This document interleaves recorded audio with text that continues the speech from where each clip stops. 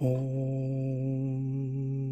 Vang me manasi pratisthita mano me vachi pratishthitam avirāvirma edi Vedasyama ani sthaha shrutam me ma prahasi anena dhitena horatran samdadhami ritam vadishyami satyam vadishyami tanmamavatu tadvaktaramavatu avatu mam avatu vaktaram avatu vaktaram Om Shanti Shanti Shanti. So today I looked into this hymn in the morning and made some notes for us. Rishi, this is Sri Aurobindo's note for this hymn. The Rishi hymns the divine dawn, daughter of heaven, as the bringer of the truth, the bliss, the heavens of light, creator of the light, giver of vision, maker, follower, leader of the paths of truth, remover of the darkness, the eternal and ever youthful goddess of our Godward journey. So everything is in one sentence, yes? She is the giver of vision, maker, follower, and leader of the paths of truth. She is not only the maker, but she is also the follower. She is following up and leading on the way of the paths of truth, removing darkness on the way, and initiates for us this Godward journey. So, the first verse.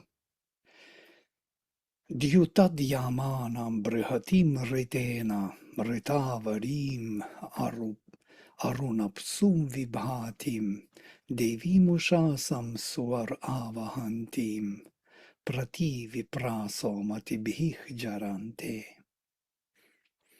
A dawn of the luminous journey, Dyutadyamanam, a dawn queen of truth, brihatim Ritena, or Ritavarim, large with the truth, Brihatim Ritena. How wide is the gleam from her rosy limbs.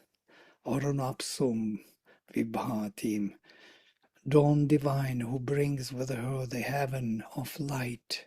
Devi Mushasam Suvar Avahantim. Her the seers adore with their thoughts. Prativiprasach matibhih jarante. Viprasach are the seers, vipra. Literally, it's from root vip, to tremble. The one who trembles with ecstasy, or in ecstasy. So viprasach, the ecstatic priests, by their thoughts, matibhih, jarante, express in or by thoughts, express her, yes. So interesting, Dyutad Yamana.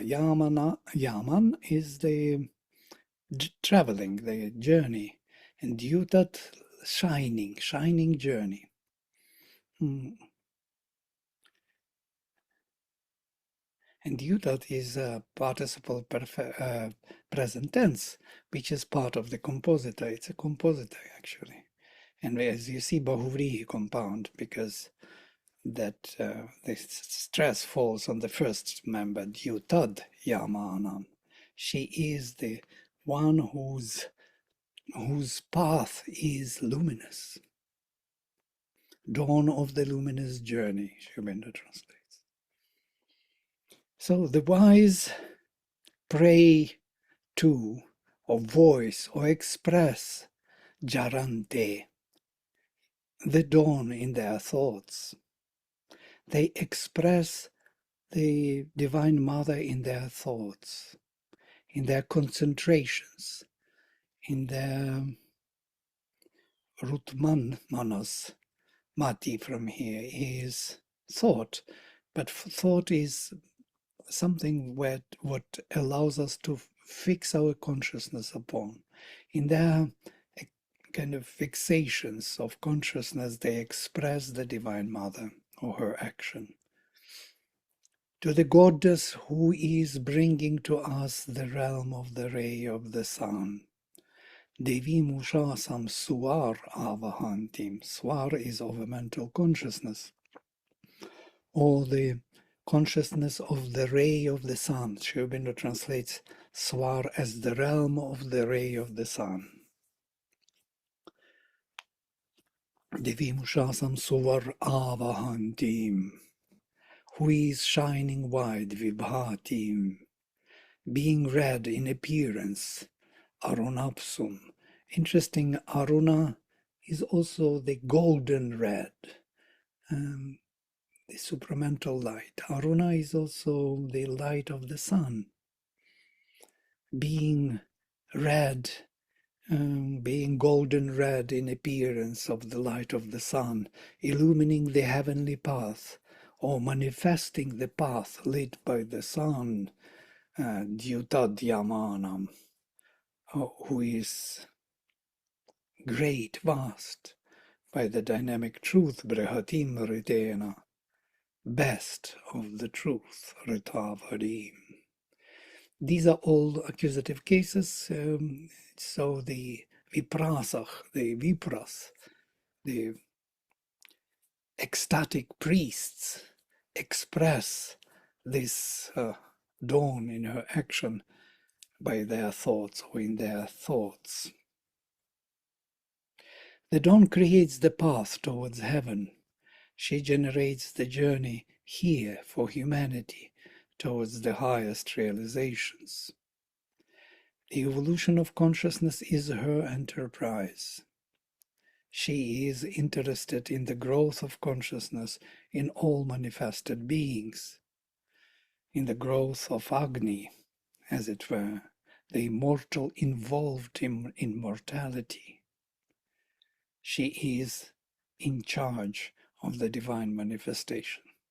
It is she who makes this possible. She is Dyutadhyamana, whose journey is luminous. Dawn of the luminous journey. Dawn of the sunlit path. So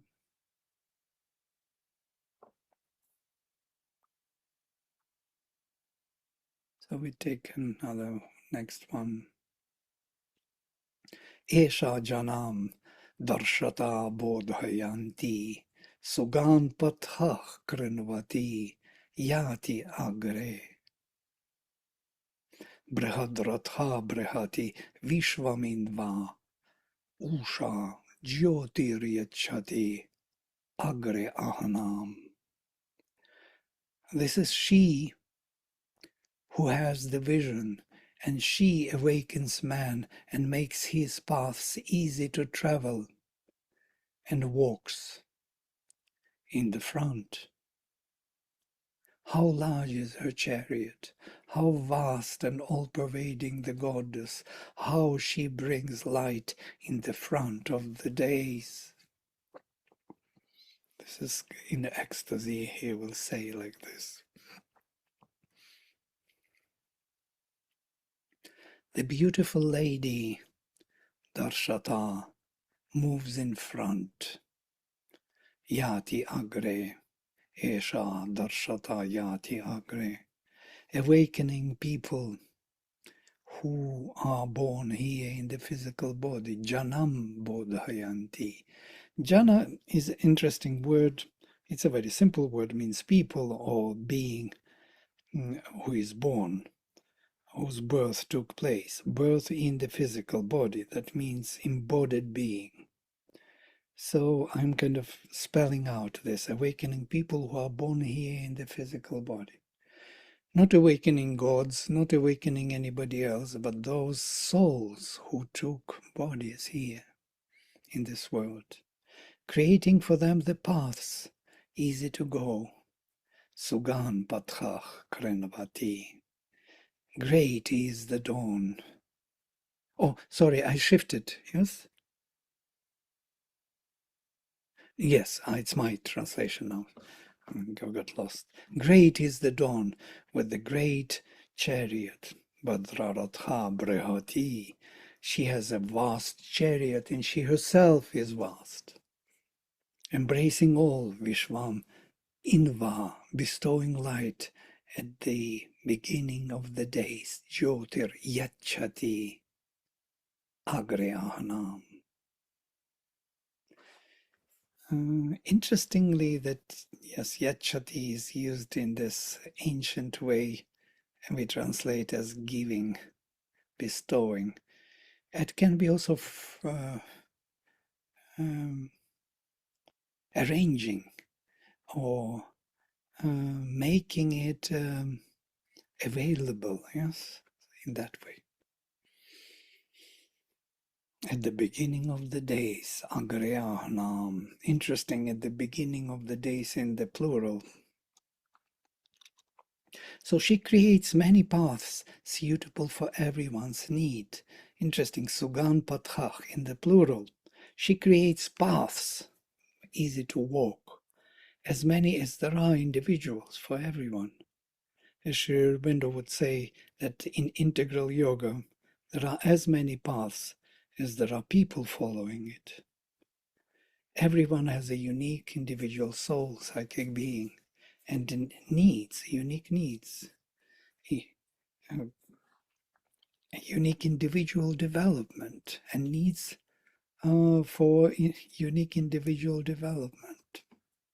So, the Divine Mother knows this and makes it possible for everyone to follow their perfect path to their highest fulfillment. So she has to manage the whole world in this way. Can you imagine all the multitudinous creation has to be managed, and every creature is attended in a unique way? And all the clashes possible between them have to be resolved and have to be compiled into one movement forward. Such a complexity is unthinkable for human mind. Sri Aurobindo writes on the mother, tranquil is she and wonderful, great and calm forever. Nothing can move her because all wisdom is in her. Nothing is hidden from her that she chooses to know. She comprehends all things and all beings and their nature and what moves them and the law of the world and its times, even in time, and how all was and is and must be. A strength is in her that meets everything and masters, and none can prevail in the end against her vast, intangible wisdom and high tranquil power. This is she. She comprehends all things and all beings in their nature, what moves them, and the law of the world, and its times, and how all was, and is, and must be. This is, of course, incomprehensible unthinkable for human mind. We cannot follow her mysterious ways, as Sri Aurobindo says. Nobody can follow her wisdom. Nobody can see how she manages things. We are always misjudging. Everything that happens wrong as if we are misjudging it because we do not see that it is just a movement forward.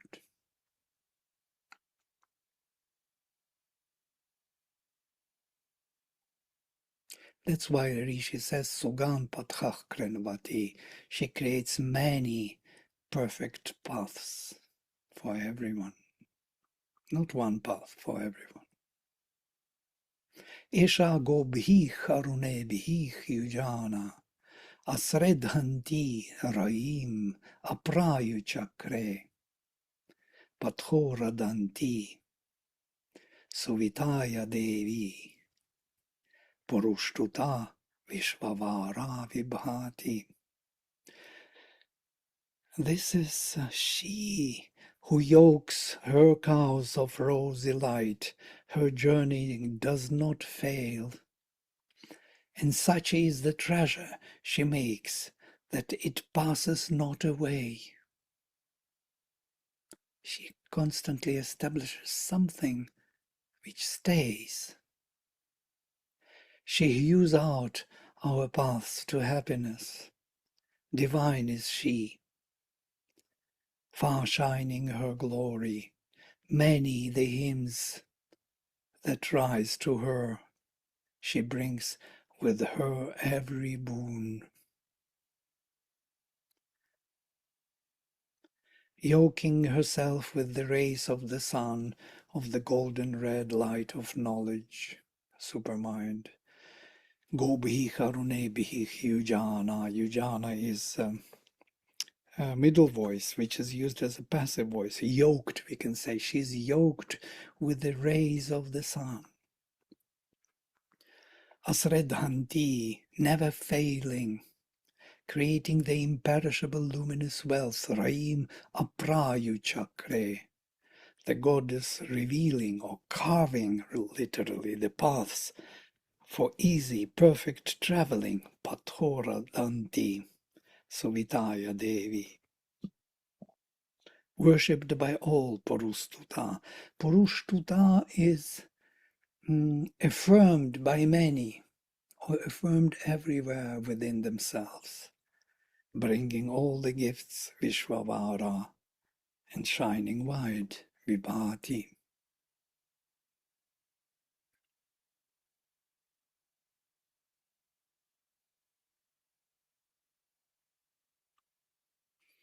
Esha Viyeni Bhavati Dvibarha Avishkranvana Tanuam Purastat Ritasya Pantham Anueti Sadhu Prajanativa Nadisho Minati. Again, Nadisho Minati we met before. Behold her in her biune energy of earth and heaven. That's why double energy, Dvibarha.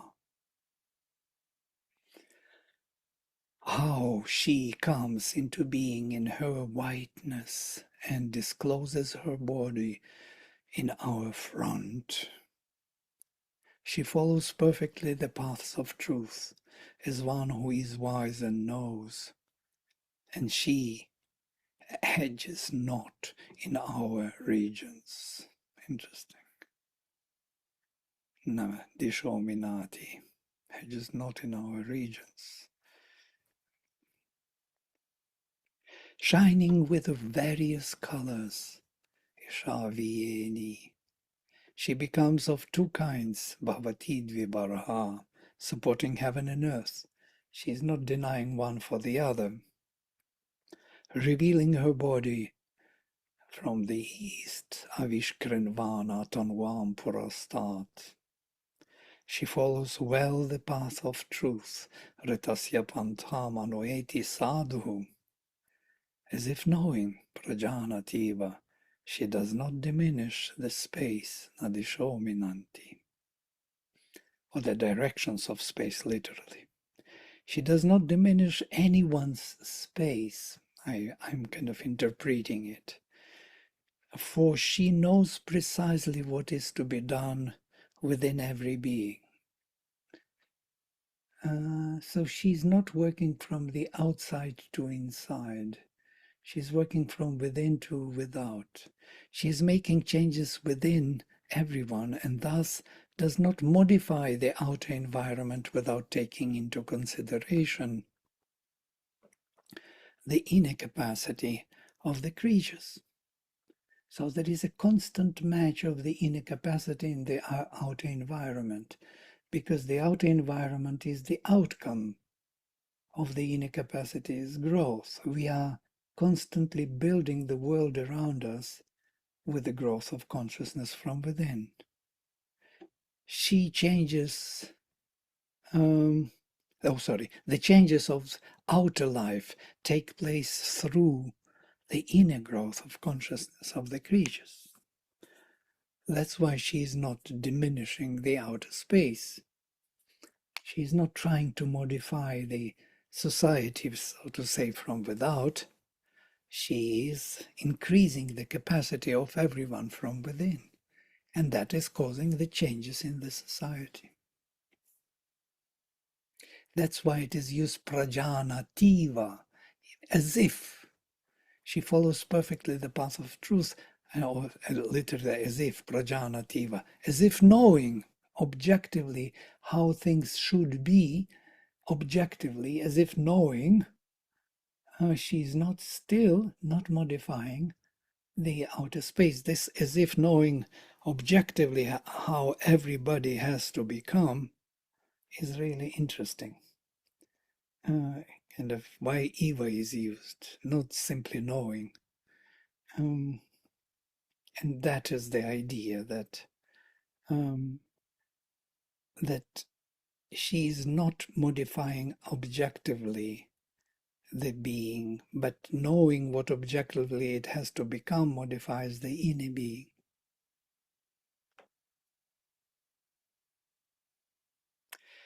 And this hymn is short, so I will finish it today.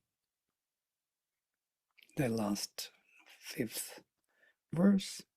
Esha Shubhra Natanwa Vidana Urdhveva, again Eva, interesting, Snati Drashayeno Asthat Apadvesho Badhamana Tamansi Ushadivo Duhita Jyoti Shagat. Lo, how brilliant is her body when she is found and known, when she is discovered. When you find her, says Sri Aurobindo, you find all. How she stands on high, as if bathing in light, that we may have vision, driving away all enemies on all darknesses. Dawn, the daughter of heaven, has come with her light, with the light. My interpretation, it is she who, as if rising high, Esha Urdhveva Asthat, bathing in the light, Snati, knowing that her bright limbs are beautiful for our seeing, Shubhrana Tanva Vidana Drishayena, for our drish, for our seeing, Drishi, Drishaye. Destroying enemies dualizes apodve shobad apa badhamana. Apa badhamana means driving away, or suppressing, opposing, driving away all those forces of division, dveshach, haters literally, dualizes. And darkness, tamansi, or darknesses even, in the plural. The forces that want the material existence to be for itself, these are the dualizers, and by itself, without any spiritual change or modification. They are the enemies of the evolution of consciousness and divine fulfillment. They make the division in this manifestation on spirit and matter, and oppose the growth of the spirit as if it has nothing to do with matter. That is them. And this is the end. Oh no, one more, sorry. 6. Esha pratichi duhita divon rin, yosheva bhadra nirenite apsach, Viurnavati, how to say, Viurnavati dashu shivariyani, Punarjyoti hivati, Purvathakah. Lo, the daughter of heaven, like a woman full of happiness, moves to meet the gods, and her forms travel ever near to them, unveiling all blessings for the giver of sacrifice. The goddess, young forever, has created the light once more, even as in the beginning. This is beautiful, even as at the beginning when there was total darkness, she created for the first time light, and that freshness of creation still remains. She is the daughter of heaven facing or approaching man, heroic souls of man, or heroic souls of gods, who are ready to engage in sacrificial action. Isha pratichi duhita divon nrin. This word nrin, I translate either heroic souls of men or gods who are ready already to engage in sacrificial action. As wife opens to her husband all her charms, Yosheva Bhadrani Renite Apsach, revealing, uncovering to the giver, sacrificer, or the giver of the sacrifice, all the hidden treasures. Viurnvati Dashu Shivariyani. The young maiden again created light for us, as she did before. Punarjyoti Hivatich Purvathakah. So this is the hymn, and I will stop here. Half an hour took the hymn to read through. So your thoughts, impressions, ideas, allusions, not illusions, allusions. Vladimir, I had a thought, maybe I'm wrong, I don't know. But Nobody's wrong. in the third verse, where he says that she is of her cows of rosy light, and then in the fourth verse, her body are front. I was just thinking, could this be the psychic being coming Well, in front we of are us? made from her light. Yes, we represent. We are mother's creatures, so to say. Psychic being is her light. Yes. But she comes to us, to our call. She is the grace which descends to support psychic light. Yes. So to say. Support. Thank you. Just wanted to know. And of course, she is um, rejuvenating every movement of psychic within us. So we feel enlarged. We are growing. The Agni is growing when she comes. He is growing tall to heaven, and she takes his height and spreads vast through his height. So he and she become one being, one manifestation. She manifests herself in the growing individual flame.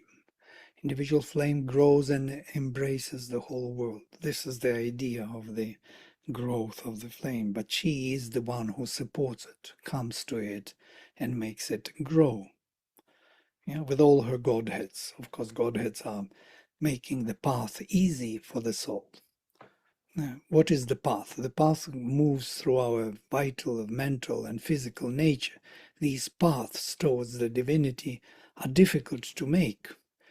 So she brings those forces which make those passes easy for us. So carved, as if carved through our vitality, and vitality is infinite also. There's so many forces, so we need to have a path there. Otherwise we will be lost in the vital or in the mental the same way. We need the the guidance, the direction. Somebody has to hold our hand, as it were, and that is the mother.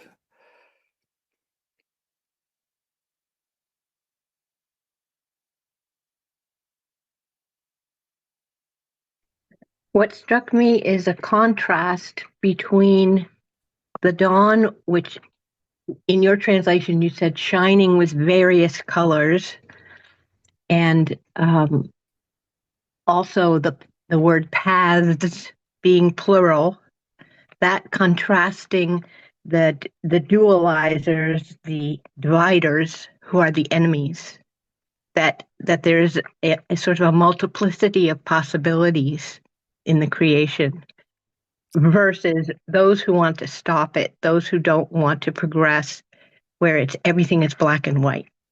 It's divided. Spirit Very and nice, very nice. Very deep thought, actually. It looks like a very simple one, but no, it's really profound. The varieties are actually denied by these forces. They want to kind of, yes, to stiffen what is already achieved, and they rely on all what is there already. Yes. And if you read, you remember um, the debate of love and death, that is the major debate of death. Yes, he wants to preserve what is done, and he refers to it as the final product. There is nothing else to achieve. There is nowhere to go other than to be what is already there. And that is actually the force of darkness, yes, which wants to hold on to what it has. Um, and every time there is a battle and there is a new achievement, the force of darkness again supports that what is there, even modified, and constantly it holds on to what is already achieved rather than what is to achieve. Absolutely. In that sense, it's very black and white, very simplistic. It holds on to what is there.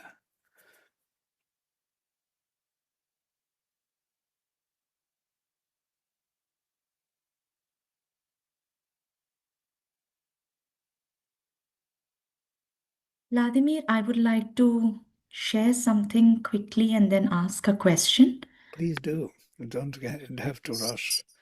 Take your time. So, in the book The Mother, Sri Aurobindo, writing about the transcendent mother, writes, she brings them down from the mystery in which they were hidden into the light of her infinite consciousness and gives them a form of force in her omnipotent power and her boundless life and a body in the universe. So, when I read through this, and I'm reading The Mother once again properly, especially the sixth chapter, when I read through this, I can really find a correlation with Usha, the dawn that we are reading, the one who holds the supramental power and calls down the truths. And it is by her shining her light of consciousness that the truths are revealed to us. Is my understanding even correct? Absolutely. Well, if the whole book, The Mother, if you read and look into the hymns of the dawn, it is such a beautiful correlation. Everything is one to one. I just took one passage, small passage, on one topic, yes, where she knows everyone and everything. She knows everything and everyone to be what it was, what it is, and what it must be. She knows. That's why Prajanativa, as if knowing the final outcome, she acts. Yes, of course she knows. She comes with a supramental vision. So all these elements are playing kind of together, revealing her wisdom, power, and actually it is she who makes evolution of consciousness possible. If she would not be here, it is her task to manifest the divine. Yes. So she is constantly engaged in this manifestation, making the creation possible, supporting the flame within which dared to come into the darkness. And she always comes and feeds this flame with her presence, and flame grows higher and she grows vaster, and they merge in oneness. So this is that marriage of the soul and Savitri, so to say. The soul, Satyavan, the Agni within, truth, marries to the divine mother, so to say, coming down to save the soul, to make it immortal in this manifestation. This is the symbolism of Savitri and that growth of consciousness from within with her support. Otherwise, the soul is destined to die without her, yes, as it is in Savitri. Within 1 year, within one full cycle of manifestation, soul will not be sustained if the dawn, the Divine Mother, would not reach out and support the growth and stabilize the soul within within time and space.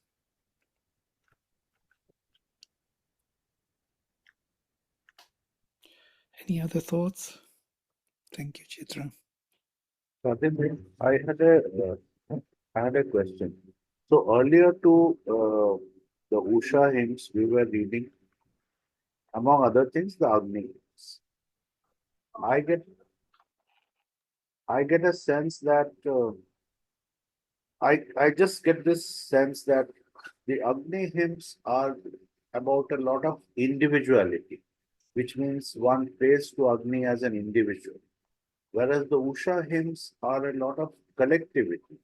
That means Usha only comes when there is a lot of collective aspiration for her to come back. Is this thinking okay? I'm not sure about collective aspiration. I think individual also works because we actually represent the collective. One ambitious Ausschreibung is a soul.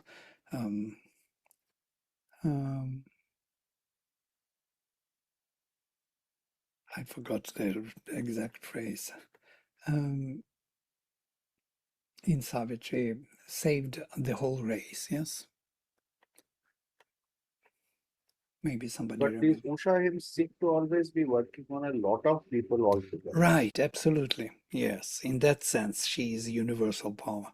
When she comes, most probably not only for one person, yes, but even if he calls and she comes, she will work on everyone. Yes, in that sense, absolutely right. As Mother says, when the supramental, you remember, happened, she says that everybody's soul started to shine brighter, and people even didn't notice. So it has influence on all. Yes.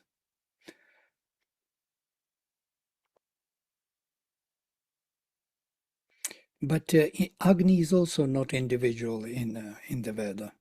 It is also a universal force. And we are the sparks of that flame, so to say. It is viewed as the universal aspiration of nature towards the divine, which we represent here, that psychic presence in nature, which is being individualized in time as psychic being. These sparks become individual, unique formations, unique views on oneself and nature, and slowly they are formed into this Bahusyam, may I be many, and finally it will be achieved. The descent of the flame happened from the beginning of creation, but the formation of the psychic being took place recently. It's interesting to think, because individualization took place later in the evolution of consciousness.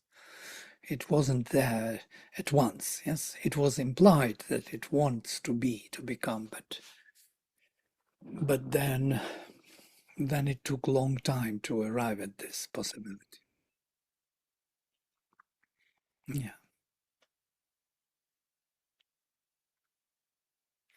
This is a puzzling thing that psychic being developed later. And you, even in the Indian tradition, in the esoteric tradition, esoteric history, you can see this shift. I spoke about this not once, most probably, to this group also. Oh, hi, Robin. Robin came. Great. There were general sacrifices, and by the means of nature to nature's betterment, yes?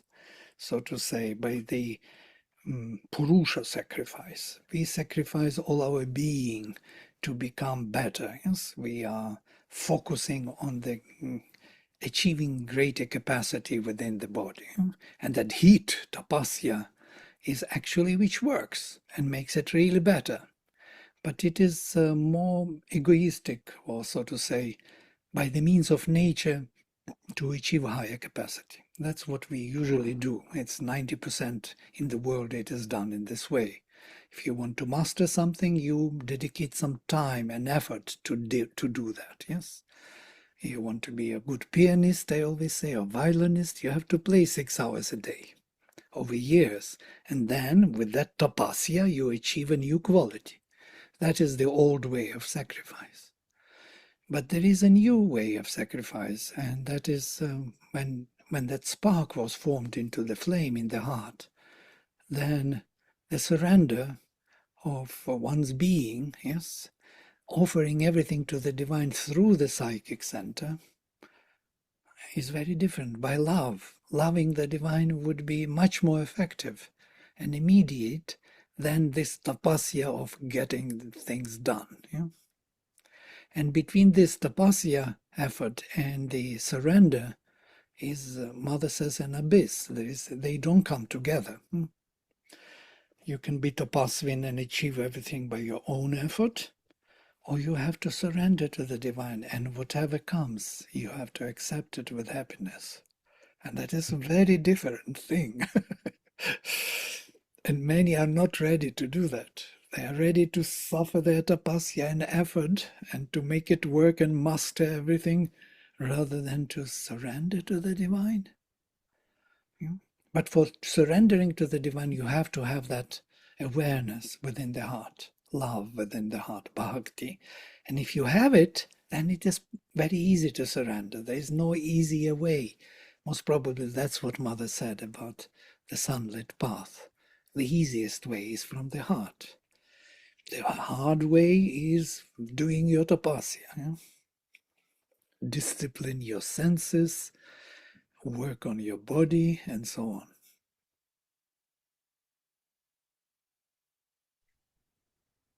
Yeah, it's an interesting thing. So this awareness in the heart came later, and even in the Rig Veda, Satpremask, the mother, was there, the psychic awareness in the Veda. And she says, no, there was not. They didn't know about this, but they discovered it. So in the Rig Veda, they discovered this flame in the heart. And that's a very different shift in consciousness. The new gods were born with this.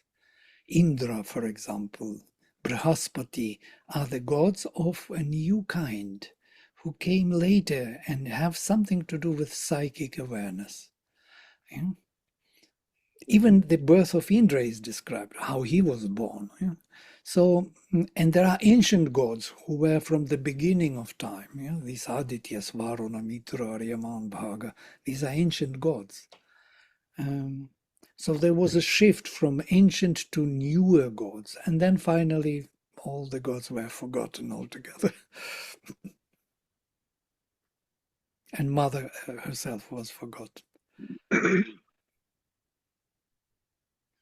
Because the split on the dualizers succeeded to split matter and spirit. So spiritual life became something lofty, something away from reality, and the material life became engagement here, doing things right, for the egoistic sense, for satisfaction of senses.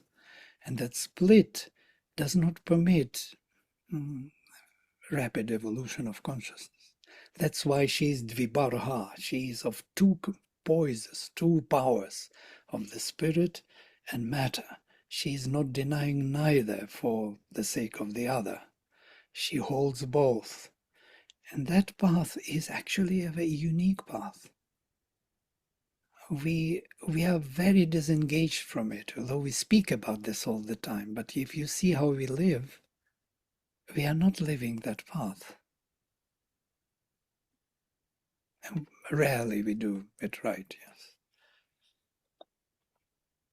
It's either spirit disappear somewhere there in deep meditative state of light and happiness, or come back to life and see, whoa, what is going on here? And again start moving in the ordinary way. I had a question. Am I wrong in thinking that we still need to have some tapasya of our own in addition to surrendering?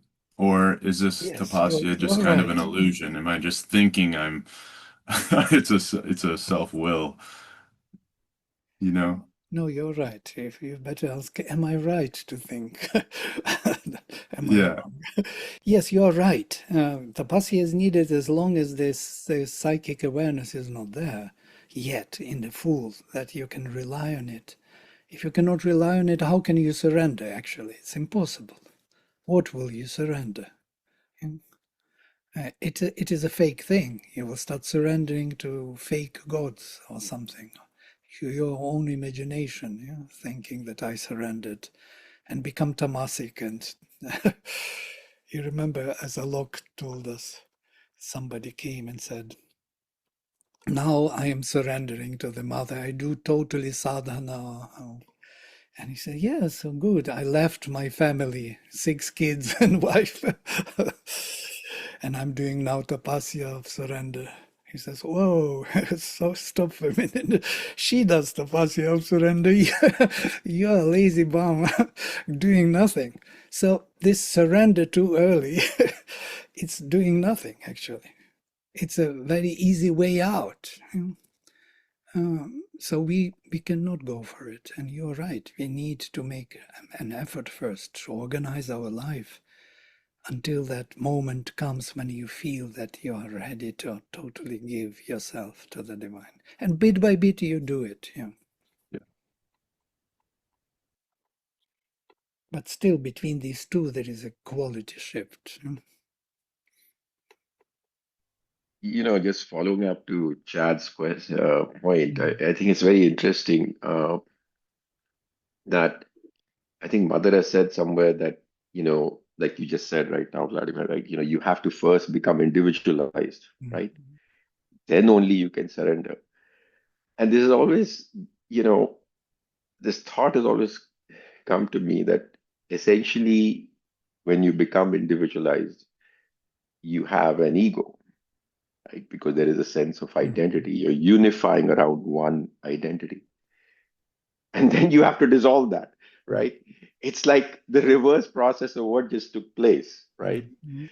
It's very interesting that how she is working in us, right? To form an identity. So you have this sense of self, and then you feel like, oh, I'm important, I'm this, I'm speaking, I'm doing this work, I did this and this, the I just keeps repeating and repeating and repeating.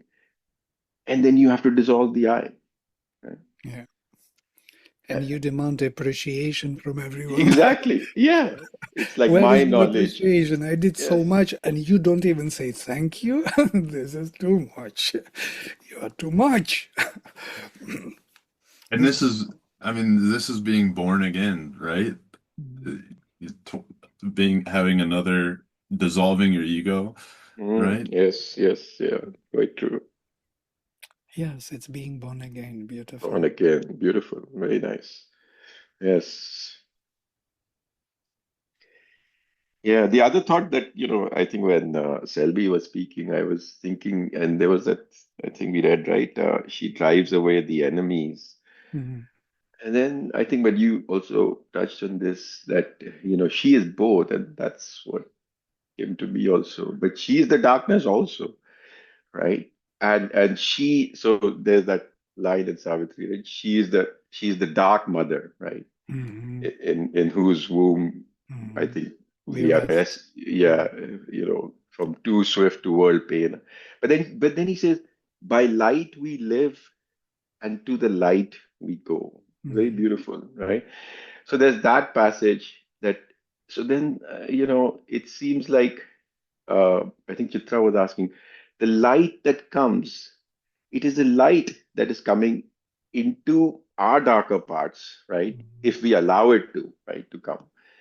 So the surrender that you were talking about is really just letting that light come into the darker parts, right? That is essentially, otherwise, I mean, it will take whatever time it will happen, but the surrender is just, I don't know if I'm expressing it correctly, but it seems that it's just more to let that light, to allow it to come. But we resist. We say, no, no, don't go there. You don't. And again, I remember Mother was saying that, people come to me for darshan and they want to have very good thoughts and pure thoughts and lovely feelings. And she says, no, that's not what you bring all your darker things and offer them to me. Right? And it was so beautiful. It's like, why are you hiding that from me? I mean, essentially, that's what she was saying. Why are you hiding that? You're seeing that, this is there. You're seeing this movement in yourself and you hide it.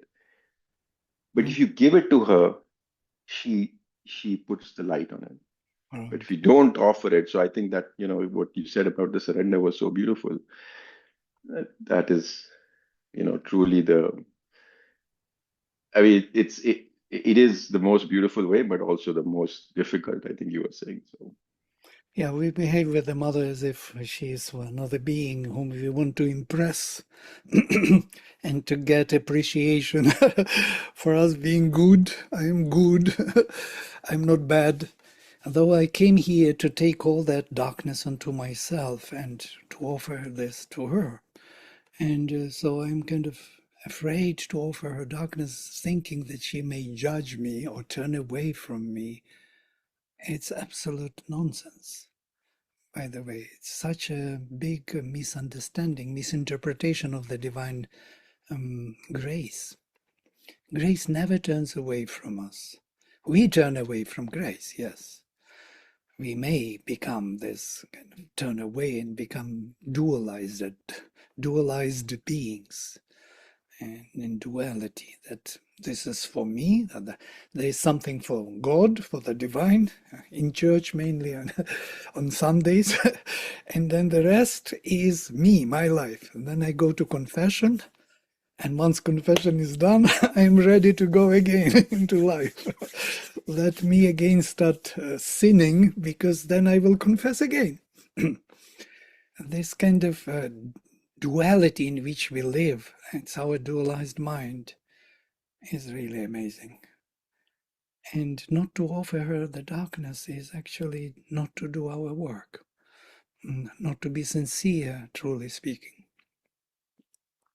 I wanted to say something about Chad's question. So there's a small story. Like Shiva and Parvati are sitting together, and suddenly Parvati sees Shiva getting up all in a hurry and vanishing somewhere. And then immediately he comes back within a second. So Parvati asks Shiva, "Where did you go?" So Shiva says, "Oh, there was a devotee of mine. He was being attacked by some thieves and dacoits, and I went to save him." And then Parvati says, "Okay, fine, you went to save him, but why did you come back so fast?" So Shiva says, "No, no, when I reached there, I found that the guy had picked up a stick himself and was beating off the dacoits." So the problem with this whole issue of tapasya is that we have picked up the stick. And somehow I think in that very action, Shiva goes away and says, "Okay, okay, he's doing his job himself." So just a story. It's just, but I felt that it's interesting. Yeah. There is another wonderful story in, I think it's in Panchatantra, maybe I mentioned this before, when one poor boy fell in love with the princess. And princess was always in her palace, and he thought, how could he really meet her and confess her love and so on. So he had very mischievous friend, guru-like. And he said, I will create for you an aeroplane with which you can fly to her balcony in the night. And present yourself as Vishnu, God. And you will have all your relations, all your desires satisfied. So he did this, and he flew there and presented himself as Vishnu, and they met for nights and nights. And father noticed, the king, that something is going on in the night, and asked her, what is going on here? She said, we are secretly married I'm secretly married Vishnu, and we meet every night. And father became very happy. Vishnu, in the family, it's a very great thing to have. And then one day the hostile army marched onto this city where king was and surrounded the city. And king was very discouraged or disheartened, and he came to his daughter and said, can you ask Vishnu, now it's time that he engages with the army. And so one night he came, and then she told him, please help. You see, we are surrounded by the army. Can you go and fight with them? He said, okay. And he went to his guru, and his guru says, and asked the guru, now you see what trouble I am in. How can I fight the army? He said, you have no choice. You have to go and fight the army. So he went in the morning to fight the army. And then Vishnu from heaven looked and said, who is this person who in my name will fight the army and will lose the battle? And he entered him and destroyed all the armies. This is the most optimistic story I ever read. And so they married happily. The happy ending.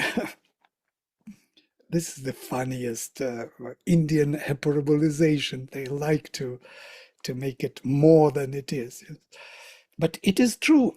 If you go till the end, surrender till the end, face all the troubles, even death, you will be, yes, the grace will come to you. And your claim will be justified. Even the person who started out to become a pianist would not really become a pianist unless that grace is there or that final sanction is there. He may do all the tapasya he wants, but he won't make it, I think. Yes, there has to be this svabhava, liking of the soul, yes. If there is no that, then you will be just a mechanical pianist. You may be a very good pianist, but nothing special. You would feel nothing out of it much. It will be more like a profession. And there are such cases also, mainly such cases. But on this point, that I think it's interesting because there is also that story. I think what Kinshuk, you said that, it's a very popular story, like you said. So, but there's a story that I think Ramakrishna gives in, basically that it's that, this disciple of the sage, right? Who's this, living with this all is self. Sage tells him, right? All is self, all is Brahman. He's going around. And there's an elephant charging in front of, like towards him. With the mouth is telling him, get out of the way, get out of the way. And he's saying, no, you're Brahman. The elephant is also Brahman. Everything is Brahman. And he gets a big kick, and he goes flying, right? He comes to the sage and sage says, what happened? And he says, yeah, this came charging, but I thought everything is, self. He said, well, you thought you listened to the Brahman in the elephant. You didn't listen to the Brahman in the mouth who was telling you to scream, get away. Right? So it's, I mean, at the level we are, it also, I guess that's why Chad's question was the interesting one, right? There is also discernment, right? I mean, is it not, Vladimir? What do you think? Yes, absolutely. Absolutely. Discernment is a part of it. In this case with Vishnu, he had no way out. He was caught. He had to face the army. But there are also better ways of doing things, yes. But if there is even the worst way to do it, if you go to the end, till the end, at the end you will be saved, yes. Something will happen. I'm also reminded, Vladimir, of that story of Napoleon, Mm. where he was a great believer in destiny and yet he used to plan for his battles meticulously. So somebody asked him, if you believe in destiny so much, why do you plan so much? So he said, I'm destined to plan. So, so I think that thing goes together somehow, tapasya and surrender, for quite a long while. I feel so. There is in planning and working in nature, like tapasya, is some kind of modality of nature which has to support the spirit. Yeah. So nature has to be still engaged in this kind of modalities of acting, pretending even, you know. Every time we do this work of planning, discussing on this level, on the level of nature, I always feel we pretend. We are not truly doing it. Did you notice this? There's always this sense of pretending or faking or um, and it is so disheartening actually because of this, that you can't be really true to what you do. There is no inspiration and you're already engaged in making things. How come? You didn't get it yet and you're already arranging everything without having the real connection. Without real connection making things, why do I need to make it? Yeah. But there is something in this modality of nature which is also calling for the inspiration. And while starting from nothing, so to say, arranging, faking, then suddenly something comes. If it doesn't come, then it is total waste. But if it comes, then it is justified. So nature is doing her thing, and that thing has to come to recognizing the need, the call, as it were, asking for real support. That's all the scientists is the same. They are working on some solving the problem and then they get the inspiration. But before inspiration came, the nature was doing many things. Mm. So there's this mysterious relation between the two. One is calling to the other. And if that doesn't come, then this was seemingly a waste of time or waste of energy, but it's never so. Yes, there is that will be used for something else which we do not see for what. Yeah? So there is this divine economy of energy. You may be used as a material for her achievements, or you may become a conscious being who is actually participating differently, yeah? Consciously. That's the only choice for us. Either this or that, or both. Both are the best, integral. You're conscious and you can really plan, you can use your mind, but not in this manner, mechanical manner, but in precise manner already. You don't waste energy in the nature. This is ideal, of course. So here we have tapasya and surrender kind of again coming back in some form. Most probably the final can be only with supramental manifestation, that you will not waste energy by doing things. Yes? Before that, there is always a delay in nature, always a gap, always mismatch, always incapacity of instruments, of the mind, of the vital, and which you have to overcome, want to overcome, call for help. So in that sense, it is natural. Great. Thank you all for today. So let's close with a minute of silence or even with mantra. Om Sarve Bhavantu Sukhinaha Sarve Santu Niramaya Sarve Bhadrani Pashyantu Ma Kaschit Dukha Bhag Bhavet Om Shanti Shanti Shanti. Shri Gurubhyo Namaha. Hari Om. Hari Om. Namaste. Next time we will take a new hymn.